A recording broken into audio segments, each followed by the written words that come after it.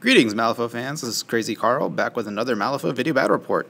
Today I'm bringing you a 45 Soulstone Brawl that I played with my buddy Pat a couple weeks ago now, I think. It was a very interesting game. We don't do Brawls very often just because they take a lot of time, but we had planned a Malifaux day and nobody else had shown up, so we just figured, why not? We'll just toss out a bunch of stuff. We settled on 45 because 50 seemed like too much and 40 seemed like little, so we went with 40. We ended up flipping Shared Contained Power, so I'd chosen Resurrectionist and Pat had chosen the Guild, so I decided to go with a very unorthodox build. I definitely should have taken a different combo, but I think it still wasn't a terrible idea. I ended up taking Nicodem with the aViktorias because you can do that. However, I didn't realize until I was doing my hiring that means no more hiring any other mercenaries. That meant I wanted to have Sue in my crew because Sue is awesome, and I couldn't because I had the Vix, which count as 2 mercenaries. So I was very displeased with that, but what are you going to do? So I had Nicodem with the Vix, as I mentioned, with their avatar attached, a 9 Soulstone cache. I took Molly with the Grave Spirit attached to her, 4 Canine Remains, a Dead Rider, and then a Rotten Bell. So I think I had a pretty good crew, a lot of different ways to get models where I needed them to go.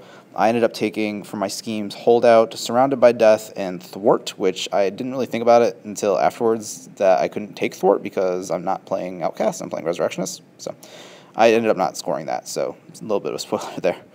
Pat, on the other hand, brought a very cool crew. He had Lady Justice hiring Hoffman, so I think he started Ladies first and Hoffman is the second.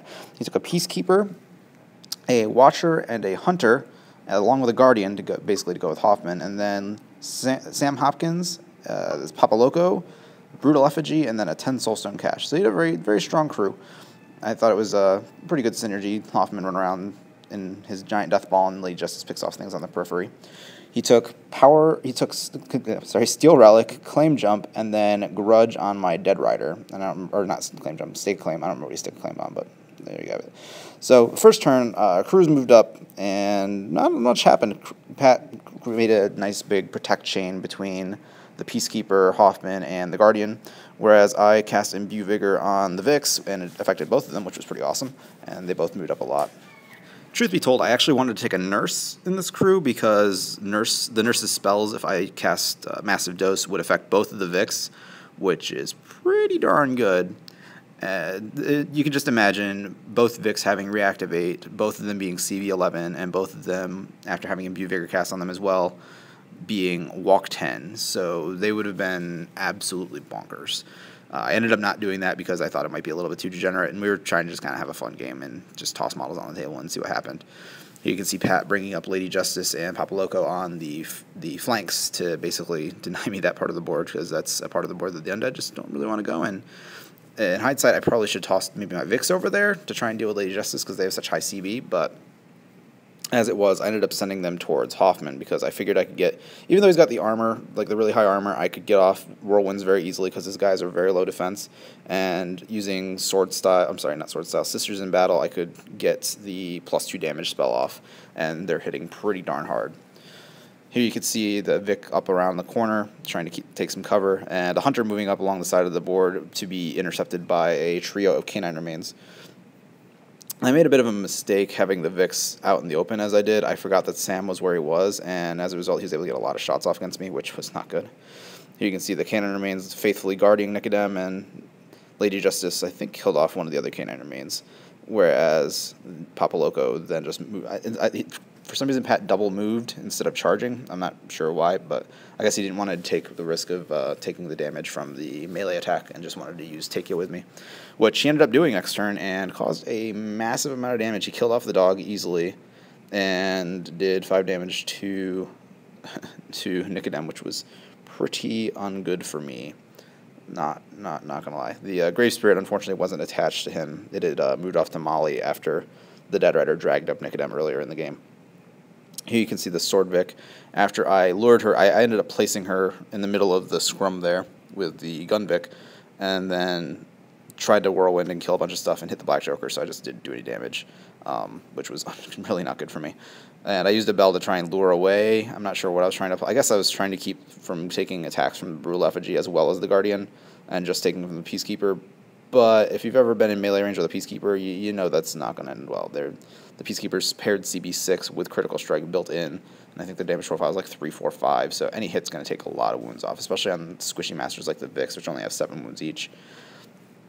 As it were, I ended up using a ton of resources to keep my Sword Vic alive. I think I used 8 Soulstones, and she was on 1 wound. Ended up losing initiative on turn 3, and she just died.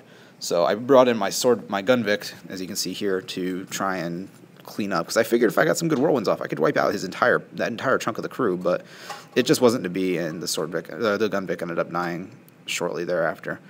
You can see the Dead Rider, I moved him up the board to try and drag away Sam Hopkins, but this was later in a turn, and I had already exhausted my control hand because I was managing my resources poorly, and Sam Hopkins was able to stay where he was.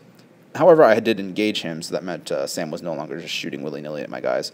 Sam was got 1 shot off against one of my Vics, and I ended up having to Soulstone to dodge it because he was CB8, and his minimum damage was like 6. It was obscene. So he could have one-shotted my Vic very easily. You can see Pat's Watcher back in his deployment zone. It sat there the entire game, doing its 2 action to look at the top 2 cards. That's all it did. It didn't really need to do anything else because he had a stake of claim that he could take care of whenever he felt like, because it's move 7, so he'd be able to get there within 2 turns. So he played that really well.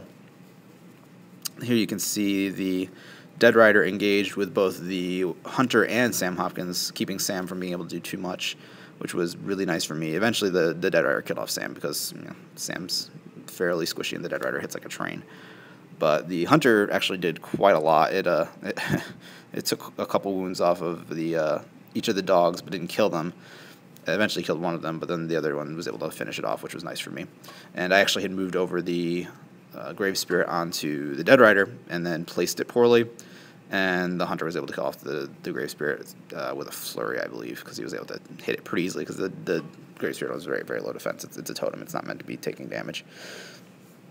So as I mentioned previously, the Sword Vic and the Gun Vic were both dead, so Pat was well on his way to contain power. Nicodem went down to 1 wound after taking some damage from Lady Justice and Papa Loco, which was unfortunate for me. The Dead Rider finished off not only Sam Hopkins, but he, like I said, was able to finish off the Hunter as well. So what I did is I decided to try and nerf Hoffman a little bit and dragged the Peacekeeper away. So I figured that by having the Peacekeeper 10 inches away from Hoffman, either the Peacekeeper would A, have to try and get through me to get back to him, or B, Hoffman would just be trundling up at his slow walk as opposed to jetting ahead at whatever speed he felt like.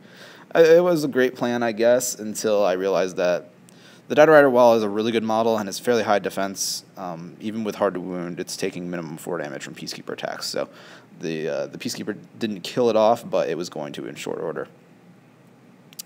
There were a bunch of corpse counters sitting around, fortunately, thanks to the Vix dying and some other stuff happening. So I was able to grab those with Molly and with Nicodem. Nicodem is able to toss out a Flesh Construct, and Molly was able to summon Madame Sibel.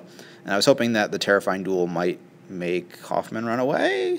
It was kind of a crapshoot, but it's really all I had left. And Nicodem was running to get as close to Molly as he could, hoping that Molly could get off her spell that would nerf Lady Justice's CB so that she couldn't just kill Nicodem, but as it were, Nicodem just took too much damage and was nearly dead, and we ended up calling the game on turn 5 because I was down to 0 Soulstones while Pat had 9 left with Lady Justice at full wounds.